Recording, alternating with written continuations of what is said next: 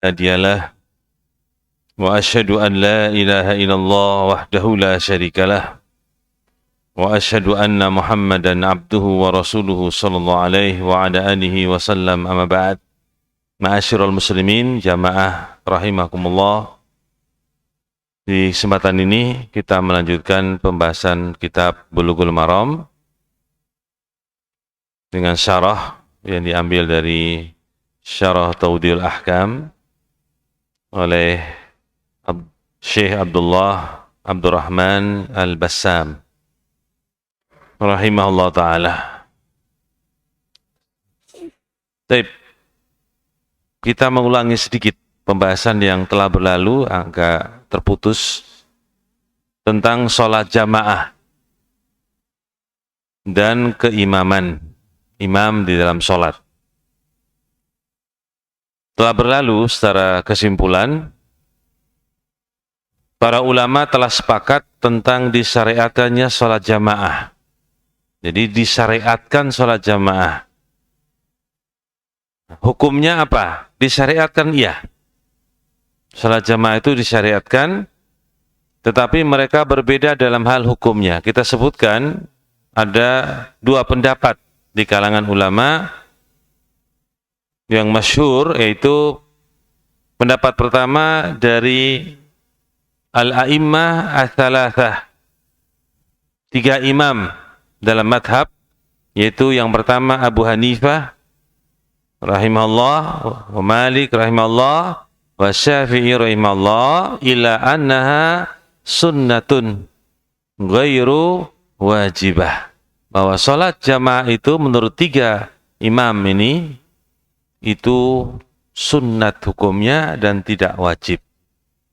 Mereka berdasarkan hadis yang sahih dalam kitab Shahihain, yaitu tentang keutamaan sholat jamaah di atas sholat sendiri.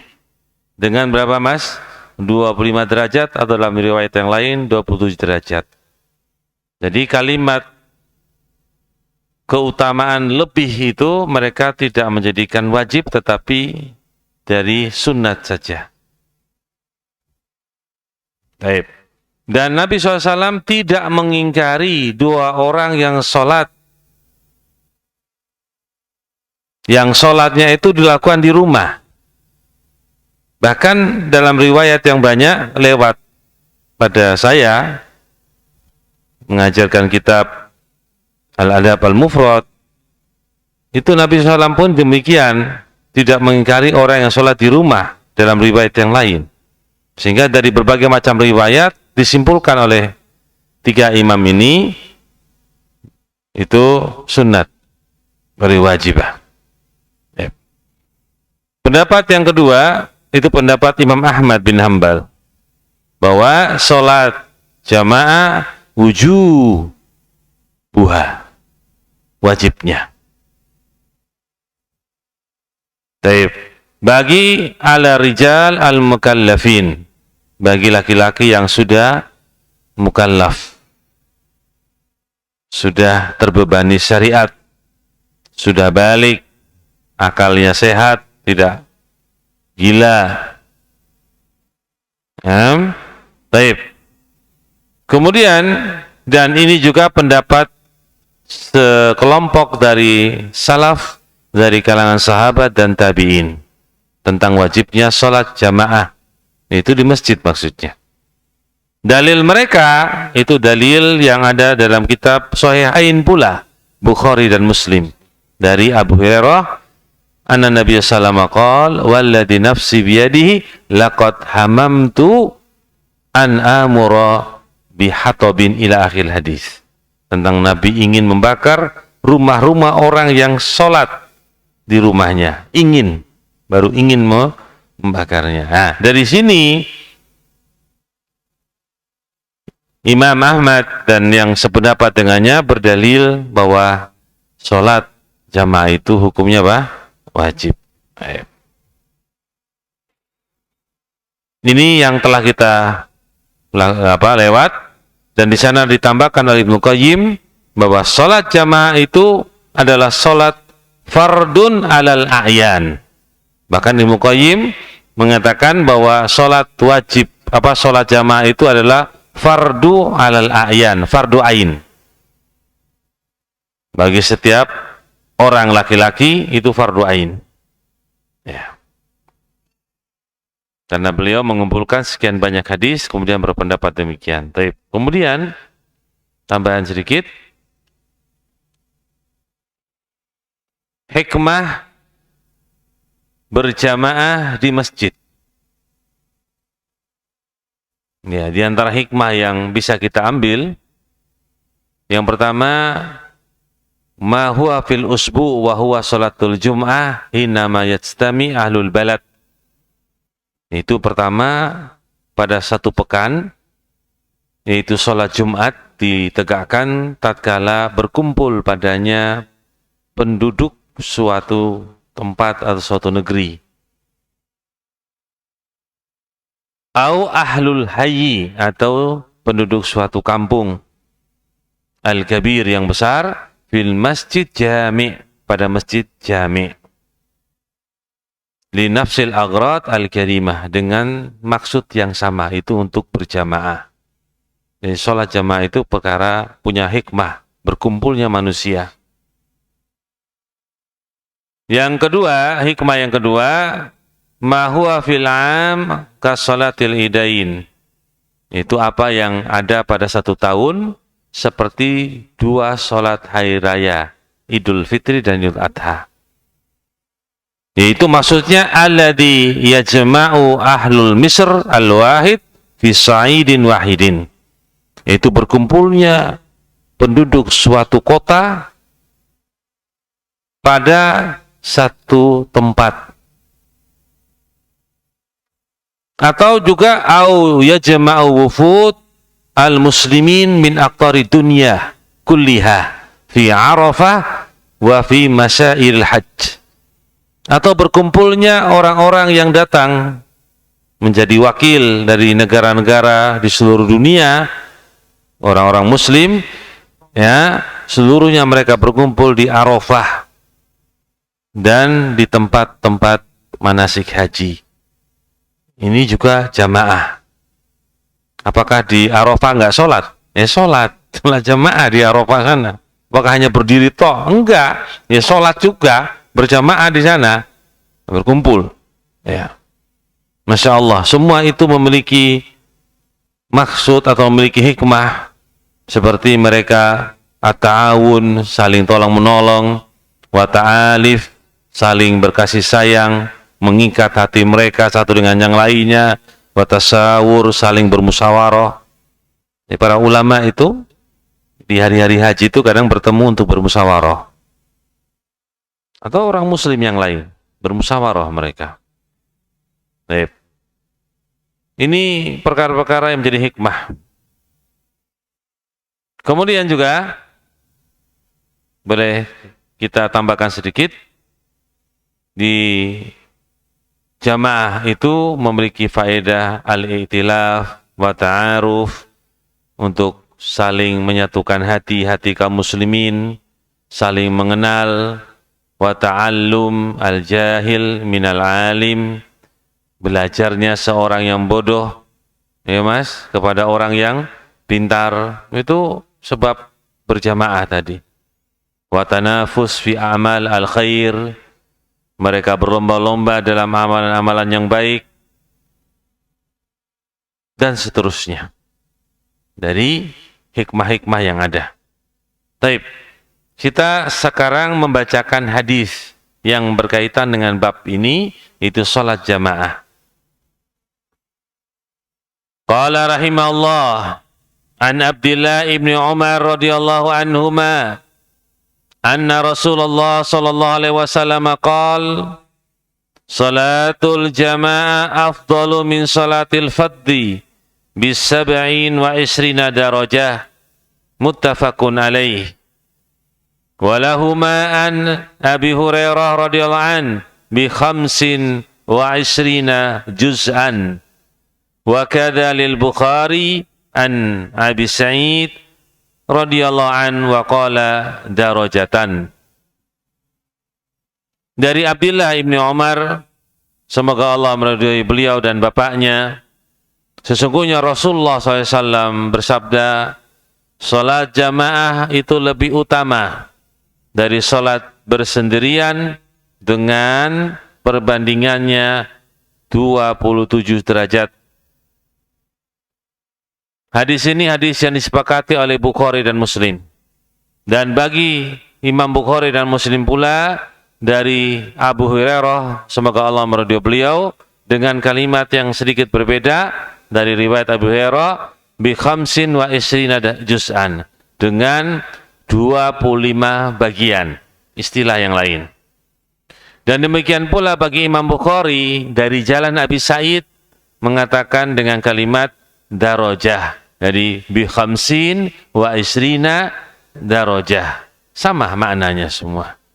Itu 25 derajat. Hadis ini tidak bertentangan.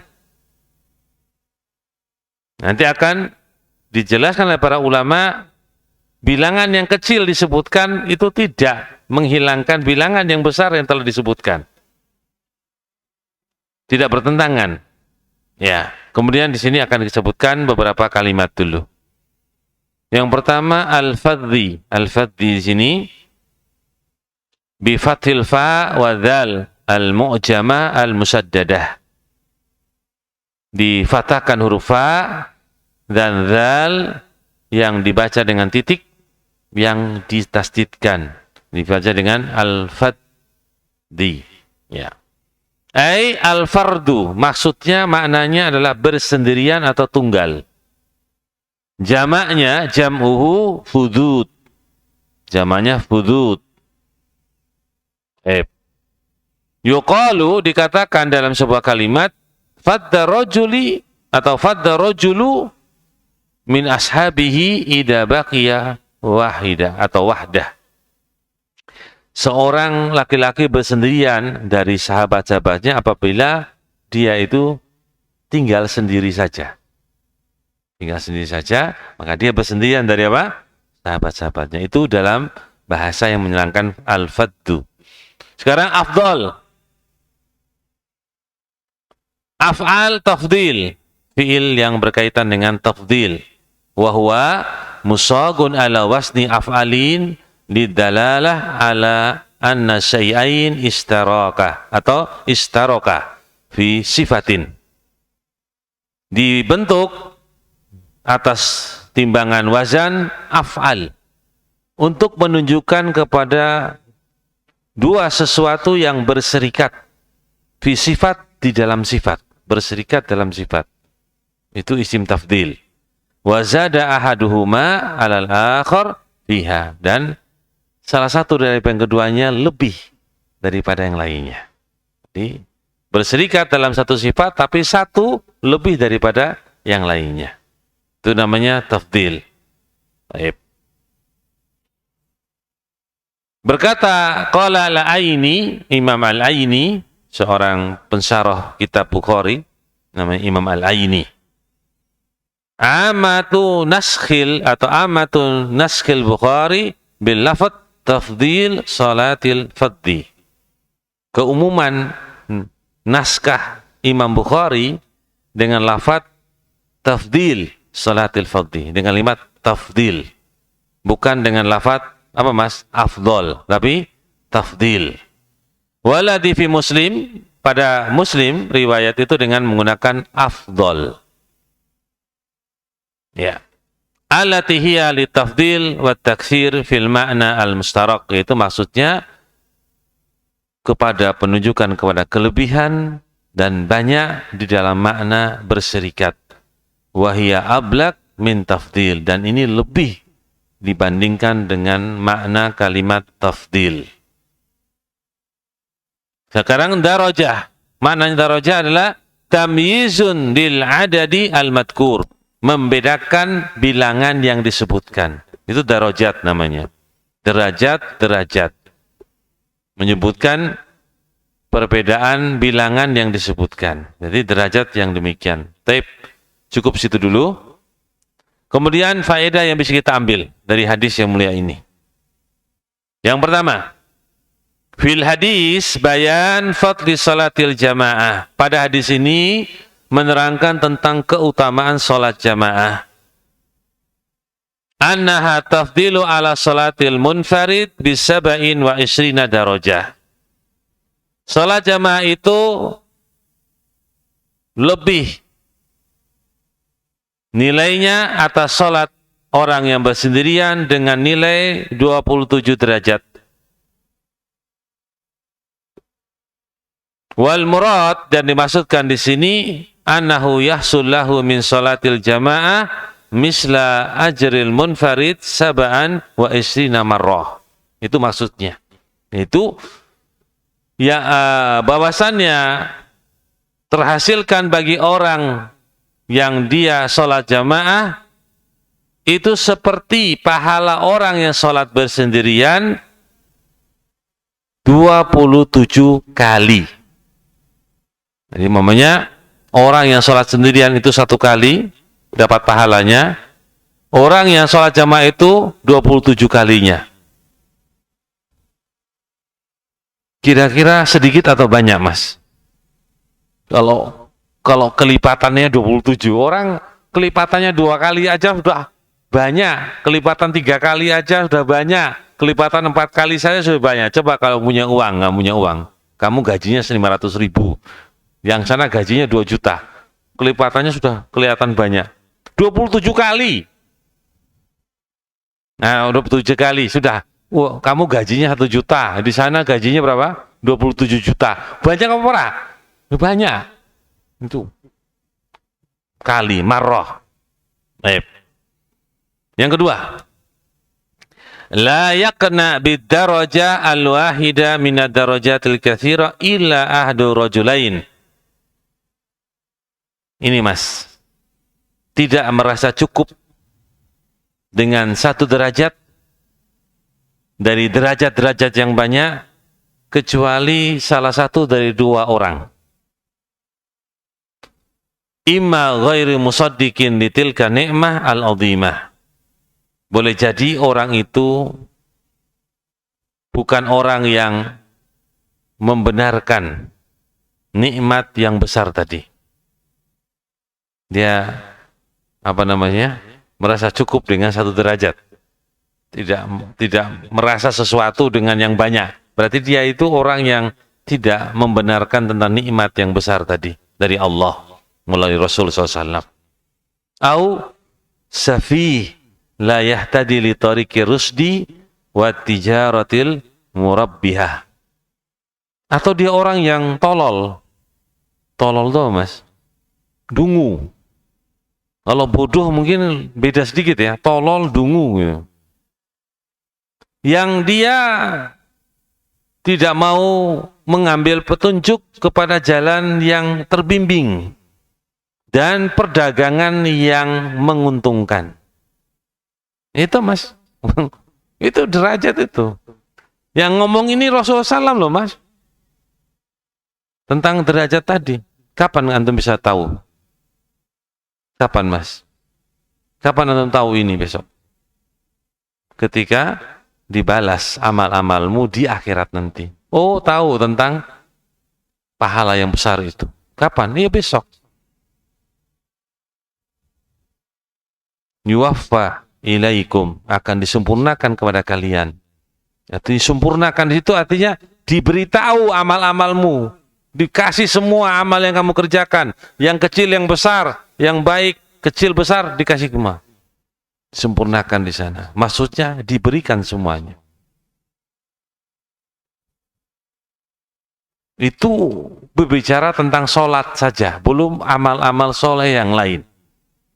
Makanya orang-orang terdahulu dari kalangan ulama, orang-orang soleh, orang alim, mereka mengatakan dalam sebuah ibarah yang cukup untuk kita semuanya. Kalau mereka tahu bahwa satu ibadah, satu amalan saja yang mereka kerjakan itu diterima, maka mereka berangan-angan untuk mati setelahnya. Paham, Mas? Artinya cukup amalan yang dikerjakan itu diterima satu saja, kemudian mereka meninggal, itu sudah cukup bagi mereka untuk mendapatkan apa? Surganya Allah Subhanahu wa ta'ala. Itu orang terdahulu. Kalau orang sekarang ya harusnya sama saja. Karena diberikan akal, pemikiran sehat, sama. Cara berpikirnya harusnya sama.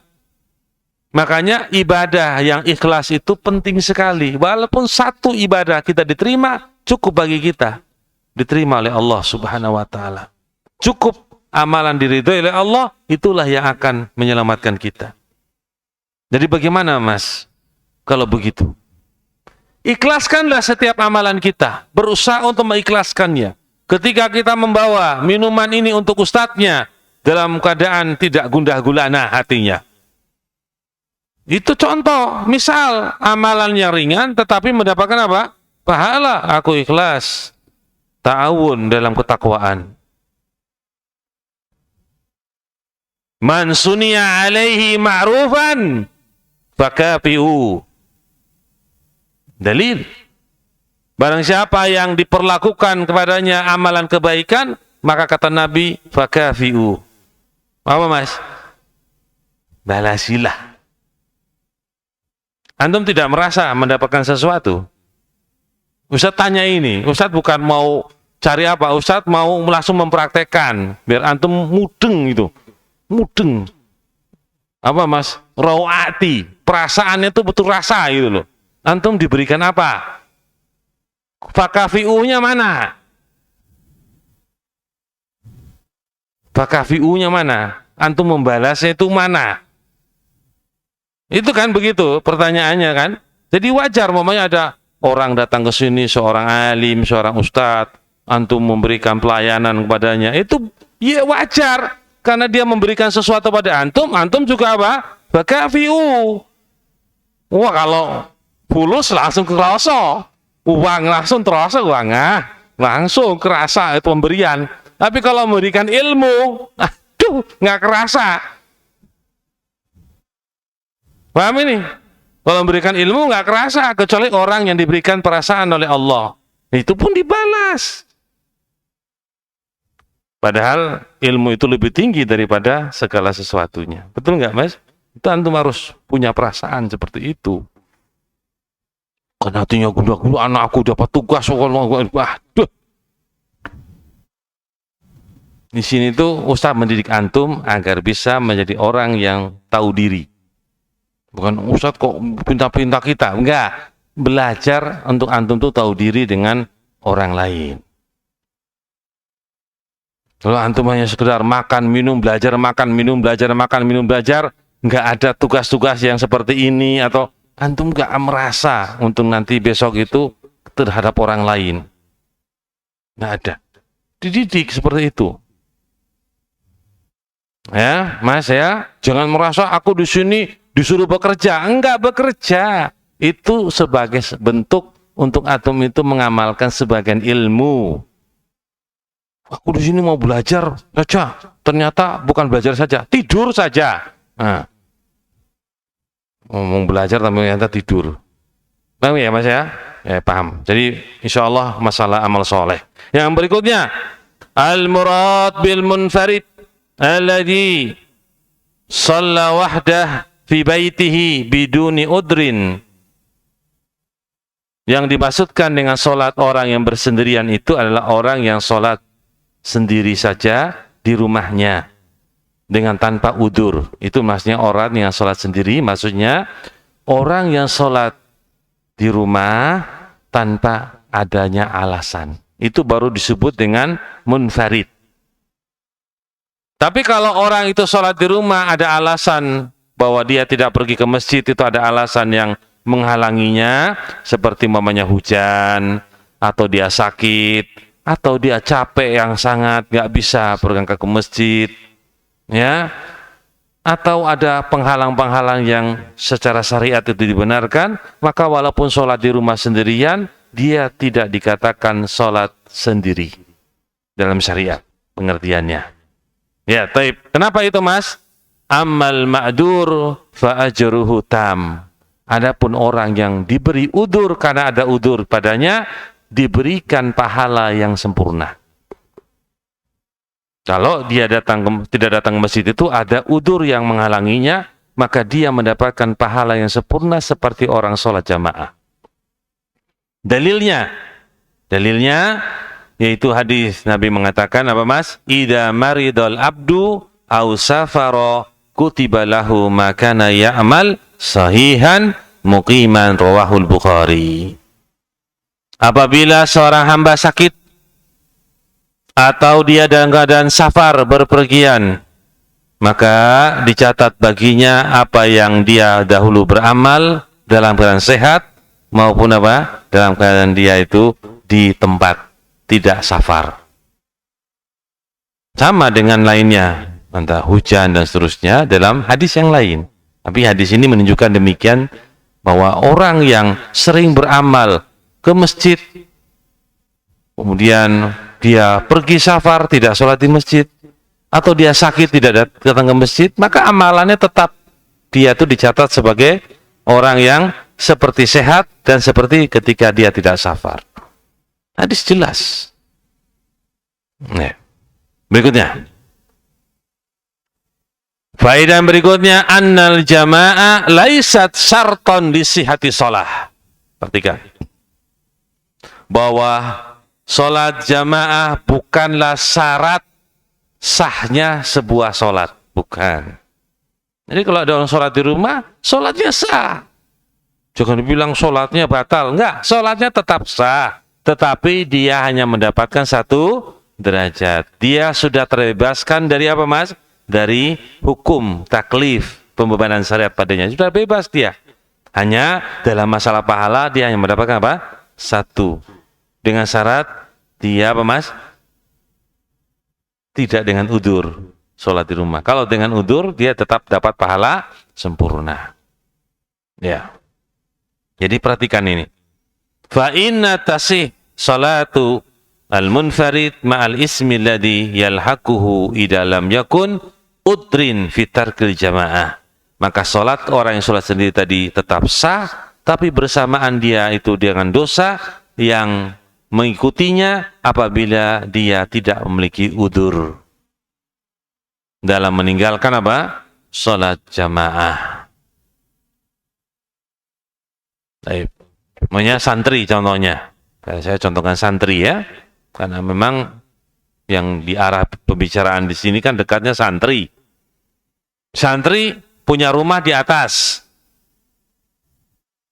Sudah qomat, adzan qomat, masih di atas tidak sholat jamaah. Kalau dia punya udzur, Masya Allah, walaupun sholat sendiri di atas, dia mendapatkan pahala seperti dia sholat jamaah. Betul nggak?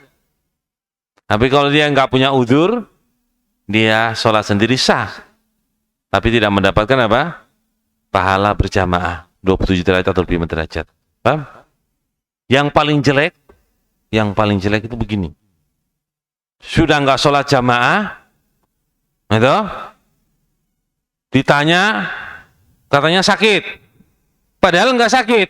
Lah udah, kacau balau, kacau. Sudah tidak sholat jamaah, ditanya katanya apa?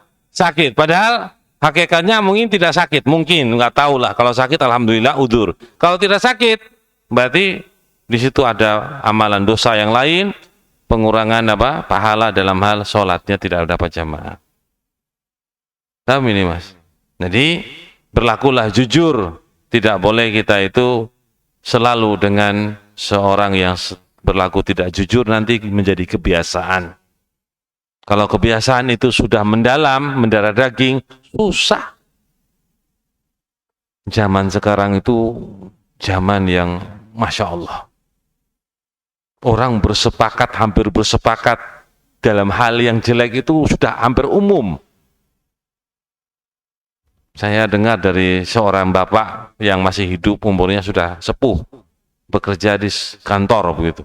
Dulu katanya Ustadz, di zamannya saya bekerja, saya sudah pensiun 10 tahun mungkin. Itu ada kesepakatan begini gitu tuh tidak laku. Yang model-model seleweng-seleweng itu enggak laku. Tapi sekarang itu laris, bahkan orang yang tidak mau itu dikucilkan. Di kantor yang sama katanya. di tempat kerja yang sama, hanya masanya sudah berbeda. Dia sudah pensiun, ini masih generasi sebelumnya, sesudahnya itu seperti itu. Itu menunjukkan zaman itu semakin apa, Mas? Fasad, rusak. Kebanyakan orang itu sudah rusak seperti itu. Ya.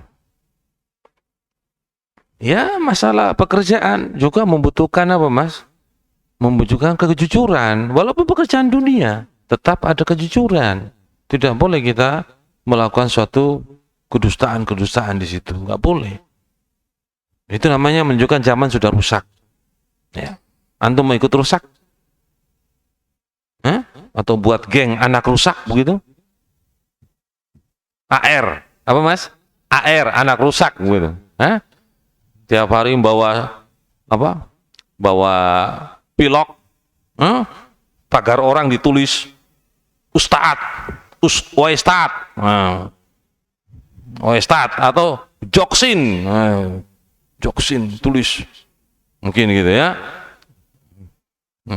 Nanti kalau ketangkap katanya kami anak-anak yang apa begini-begini, akhirnya dilepas. Begitu. Ya, seperti itu. Antum mau jadi seperti itu? Enggak, harusnya antum menjadi orang yang baik, orang yang tidak mengganggu orang lain, tidak menjadi suatu yang mengganggu. Insya Allah. Antum masih muda, ya, bisa berubah-ubah. Kemudian yang berikutnya,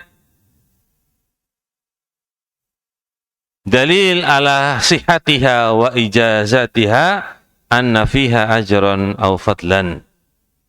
Dan dalil atas sahnya orang yang sholat sendirian dan balasannya dia mendapatkan pahala dan atau keutamaan, fa inna qaulahu afdal, karena kata Nabi itu dengan kalimat afdal. Jadi dia mendapatkan pahala pula. Dia sah sholatnya juga walaupun sholat sendirian di rumah. Karena Nabi mengatakan afdol. Dan kalimat ini terulang sebagaimana yang kita jelaskan sebelumnya. Berkata Al-Muwaffiq rahimahullah, la na'lam ahadan aujaba al-i'ada ala man shalla wahdah. Ini juga ucapan yang menunjukkan bahwa Al-Muwaffiq mengatakan kami tidak mengetahui seorang pun yang wajib mengulangi sholatnya atas orang yang sholat bersendirian. Jadi orang yang sholat sendirian itu tidak ada di kalangan ulama dari dulu sampai sekarang suruh mengulangi sholatnya, nggak ada. Berarti menunjukkan apa? Sholat sendiri itu tetap sah sholatnya. Baik, yang berikutnya, tafadul a'mal as-salihah bihasabi ta'didiha. Jadi bertingkat-tingkatnya, berbeda-bedanya amal soleh itu tergantung sesuai dengan apa yang dilaksanakannya, dijalaninya. Masya Allah, masih banyak ya. Baik. Kemudian kita singkat aja, ringkas saja dengan bahasa Indonesia. Berbeda-bedanya di sini itu khusus untuk sholat jamaah atau sholat sendirian dengan tanpa udzur. Jadi maksudnya berbeda antara sholat jamaah dan munfarid dalam hal pahala yang dapatkan kalau sholat sendirian itu tidak ada udzur. Kalau ada udzur sama. Kemudian sisi kekurangan atau sisi kurangnya bab keutamaan pada ucapan 25 derajat dalam hadis ini terhadap ucapan hadis yang lain dengan 27 derajat. Ini semuanya kembali kepada ilmu kenabian. Ilmu kenabian yang juga itu berpengaruh kepada pendeknya akal-akal manusia untuk mendapatkan kepastian dan rincian-rinciannya. boleh jadi katanya perselisihan dua ucapan ini dari Nabi 25 dan 27 sama-sama sahih derajat, itu kembali kepada keadaan orang yang sholat dan sholat-sholatnya sesuai dengan kesempurnaan sholat dan orang menjaga sholat itu sendiri, ya Mas ya. Jadi kadang-kadang orang itu sholat tetapi nilainya berbeda dengan apa? Orang yang lain yang sholat. Bisa jadi dilihat dari sisi ininya. Ya. Dan yang lainnya disebutkan ini tentang khusyuknya, banyaknya jamaahnya, ya, dan seterusnya. Itu bisa berpengaruh kepada derajat tadi. Baik. Kemudian berikutnya, hadis ini tidak menunjukkan kepada wajibnya sholat jamaah. Hadis ini yang disebutkan tadi itu tidak menunjukkan tentang wajibnya sholat jamaah. Dan juga tidak menunjukkan kepada tidak adanya kewajiban sholat jamaah. Hadis yang di atas tidak berbicara tentang wajib dan tidaknya, tidak. Jadi sholat yang hadis yang kita katakan tadi bahwa sholat berjamaah itu lebih 27 derajat dari sholat sendirian, tidak menunjukkan kepada wajibnya sholat jamaah dan juga tidak menunjukkan tidak wajibnya sholat jamaah. Jadi tidak ada pembahasan di situ. Pembahasannya tentang Mas keutamaan saja. Ini yang penting dipahami. Tapi ini sudah selesai, ya. Kita tidak mengulangi lagi ucapan-ucapan para ulama yang lain yang seperti ucapan yang sebelumnya. Baik. Maka sholat jamaah hukumnya diperselisihkan, bukan disepakati. Diperselisihkan. Kalau antum mau mendapatkan sesuatu yang afdol, maka datanglah berjamaah. Masalah hukumnya diperselisihkan dengan banyak hadis-hadis yang datang dari berbagai jalan dan dipahami oleh berbagai macam ulama. Baik, sebagaimana yang telah kita baca, maka kita cukup dulu pembahasan tentang sholat jamaah dengan hadis yang pertama. Insya Allah akan datang hadis yang berikutnya masih dalam sholat jamaah. Sudah adzan Mas? Ada pertanyaan Mas Imam? Kosong. Dari santri ada pertanyaan? Nah, Sulbi.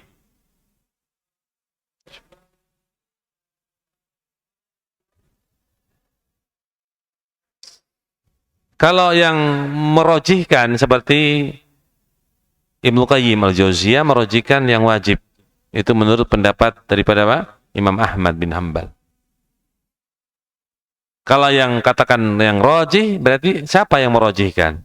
Begitu ya. Jadi bukan kemudian rojih itu ini, kemudian ini. Nah, kalau sudah hilaf seperti ini, yang merojihkan siapa? Yang merojihkan Ibnu Qayyim. Merojihkan pendapat yang mengatakan wajib. Begitu. Paham ya?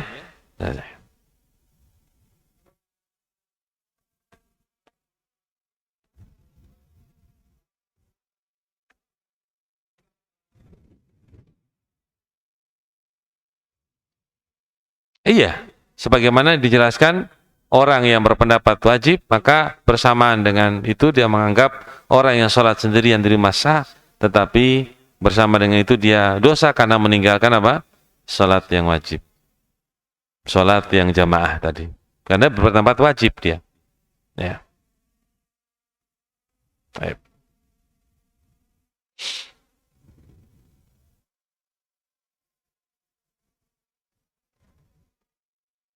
Siapa lagi satu? Setelah itu kita adzan. Satu lagi? Kalau enggak saya tanya. Baik, saya tanya. Satu pertanyaan saja. Kamu catat ini. Goris, catat ya? Nyatat benar, nyatat. Tulis apa? Betul. Nah, jangan sampai apa-apa tulis. Baik. Pertanyaannya.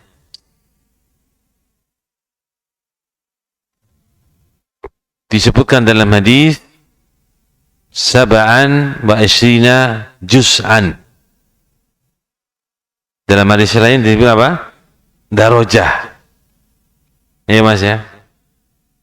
Apa yang antum pahami dari dua kalimat ini? Pertama, 27 derajat. Yang kedua, 27 bagian.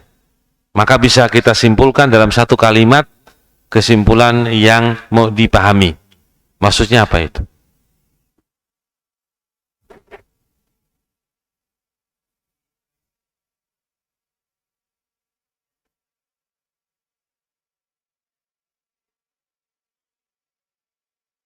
(25 kali). Berarti orang yang sholat sendirian tanpa udur, dia mendapatkan 1 kali pahalanya.